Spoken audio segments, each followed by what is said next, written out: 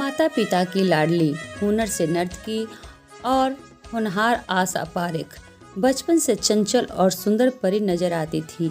10 वर्ष की उम्र से ही फिल्मों में बाल कलाकार का अभिनय किया।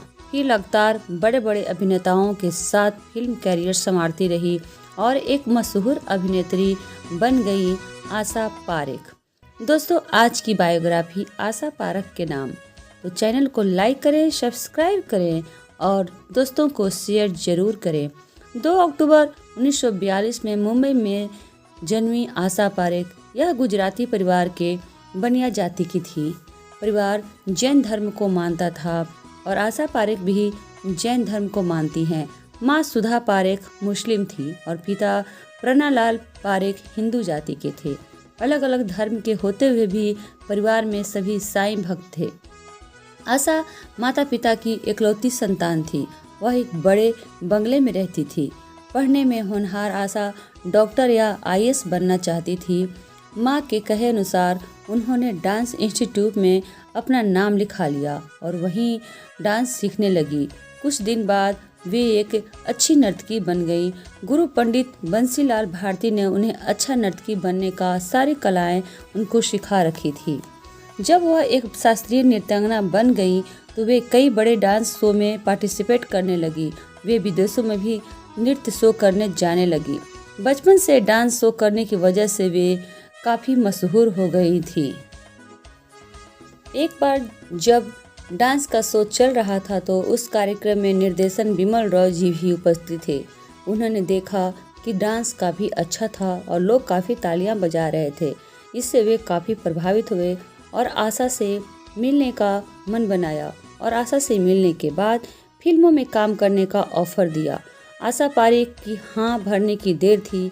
बिमल रॉय ने अपनी फिल्म माँ और आसमान में उन्हें छोटा सा रोल दिया। फिर बाप बेटी फिल्म में भी उन्हें रोल दिया। आशा 10वीं क्लास में पढ़ती थी। फिल्म काफ़ी फ्लॉप रही, लेकिन फिल्म आगे भी आए इसके लिए आशा अपने पढ़ाई पर ध्यान देने लगी। आशा जब 10वीं की एग्ज़ाम दे चुकी तो फिर फिल्मों का रुख किया। तब वे 17 साल की हो चुकी थी। फिल्म गूंज उठी शहनाई में उन्हें छोटा सा रोल मिला। 2 दिन शूटिंग में भी गई, लेकिन परफॉर्मेंस खराब होने के कारण उन्हें विजय भट्ट ने निकाल दिया और कहा कि मैं चैलेंज करता हूँ कि इस लड़की में किसी प्रकार का हीरोइन का कोई गुण नहीं, ये एक अच्छी अभिनेत्री नहीं बन सकती। आशा पारेख को यह बात लग गई। वह लगातार मेहनत करने लगी और ठीक 2 दिन बाद उन्हें फिर से काम मिल गया और सफलता भी शायद इसी फिल्म में मिली। फिर वह 1959 में फिल्म निर्माता सुबोध मुखर्जी द्वारा फिल्म दिल देख कर देखो का ऑफर में मिला और उसमें वह काम करने लगी।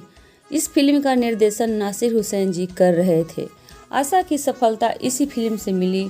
फिर फिल्म चल पड़ी, आशा की पहचान बन पड़ी और वे एक सफल अभिनेत्री की गिनती में आ गईं। नासिर हुसैन इस फिल्म का निर्देशन कर रहे थे। आशा जी उन्हें अपने बेस्ट लकी मैन मानती थी। फिल्म में जब प्यार किसी से होता है, फिर वही दिल आया हूँ, तीसरी मंजिल, बहारों के सपने, प्यार का मौसम और कारवां, मंजिल मंजिल में भी काम किया। मौसम और कारवां अधिकतर फिल्में हिट रहीं। अधिकतर फिल्मों में नर्तकी का ही रूप उन्होंने अभिनय के रूप में किया। 2 बदन, चिराग और मैं तुलसी तेरे आंगन की फिल्म राज खोसला के निर्देशन में बनी थी। शक्ति सामंत निर्देशित फिल्म पगला कहीं का, कहीं कटी पतंग में भी आशा पारेख ने काम किया। आशा उम्र के साथ 80 को पार कर रही हैं। आज भी एक्टिव हैं और डांस एकेडमी चलाती हैं जिसका नाम कारा भवन है। वह भारतीय सिने आर्टिस्ट एसोसिएशन की अध्यक्ष भी है और 1998 से लेकर 2001 तक भारतीय फिल्म सेंसर बोर्ड की पहली महिला अध्यक्ष रहने का गौरव प्राप्त कर चुकी हैं। यह पहला मौका था जब फिल्म सेंसर बोर्ड ने किसी महिला अध्यक्ष को चुनाव किया था। आशा पारेख ने कभी शादी नहीं की। कभी उन्हें फिल्म निर्देशक नासिर हुसैन से प्यार हुआ था, लेकिन अपने शादी के बंधन को बांधने के लिए वह नासिर हुसैन का घर तोड़ना नहीं चाहती थी, क्योंकि नासिर शादीशुदा थे। आशा की शादी फिर एक बार अमेरिकन डॉक्टर से हो रही थी। लगभग शादी पूरी तरह तय भी हो चुकी थी, लेकिन जब वह डॉक्टर उनसे मिलने आया तो उन्होंने कहा, आप मेरे बीच में आ गई हैं, मेरी प्रेमिका कोई और है, मैं उससे शादी करना चाहता हूँ। आशा का दिल टूट गया। वह इस तरह शादी के बंधन से बंधने को अब उनका मन नहीं करता और वे इतनी डर गई कि वे शादी को न मानकर ताउम्र वैसी ही कुंवारी रहने का फैसला किया। आशा ने कुछ छोटे बड़े 90 फिल्में में काम किया है और वो कई पुरस्कार अपने नाम भी किए हैं। फिल्म कोरा कागज का निर्देशन भी आशा ने स्वयं किया था। सीरियल में भी काम किया है। आशा पारेख को Padma Shri, limelight achievement award, Satrang के सप्तंगी अवार्ड, अंतर्राष्ट्रीय भारतीय फिल्म अकादमी, Gujarati association of Uttar Pradesh America के पहले अंतर्राष्ट्रीय सम्मेलन में लाइम टाइम अचीवमेंट अवार्ड से सम्मानित किया जा चुका है। एक इंटरव्यू में आशा कहती हैं, मन तो था कि मेरे भी परिवार होता, मैं भी शादी करती, लेकिन समय गुजरने के साथ मैंने सोच बदलकर कई घरों में पति और बच्चों के बीच झगड़े देखा है तथा बच्चों के प्रति तनाव देखती हूँ तो मैंने सोच में पड़ जाती हूँ कि शायद मैं अपना जीवन का फैसला सही लिया। मैं अपने मन से आज़ाद जीना चाहती हूँ, कोई बंधन या किसी का धौंस नहीं सहना चाहती। तो ऐसी है आशा पारेख के अपने विचार। अब आशा पारेख अपने बेस्ट फ्रेंड हेलन और वहीदा रहमान के साथ समय बिताती हैं, घूमने भी जाती हैं और कई इंस्टाग्राम पर फ़ोटो भी शेयर करती हैं। कई उनके फ़ोटो प्रतिदिन आते रहते हैं। वो काफ़ी खुश रहती हैं। वह आज़ाद रोड जुहू में रहती हैं। आशा पारेख आज भी बिंदास और खुश रहती हैं। खुशी का राज पूछने पर बताती हैं कि न किसी का खोने का गम, न किसी की आने की आशा, बस अकेली हूँ और अपने मन की हूँ, इसलिए खुश रहती हूँ। आज भी पूरी इंडस्ट्री मुझे आदर सत्कार देती है, इसलिए ज़्यादा खुश रहती हूँ।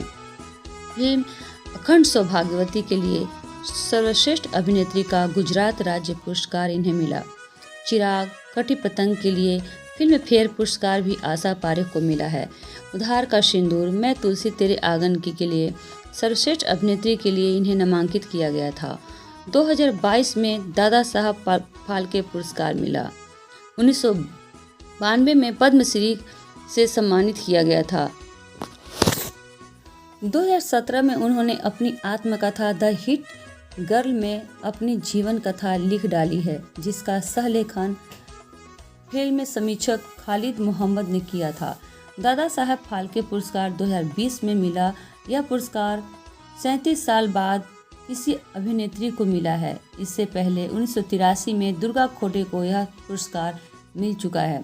दोस्तों, ये थी हमारी आशा पारेख अभिनेत्री जी की पूरी बायोग्राफी। वीडियो कैसी लगी? अगर पसंद पड़े तो मन से लाइक कीजिए और शेयर कीजिए। नए हैं तो सब्सक्राइब कीजिए, बेल आइकन घंटी प्रेस जरूर कीजिएगा। सभी देखने वाले मेरे भाई बंधुओं को कोटि कोटि धन्यवाद।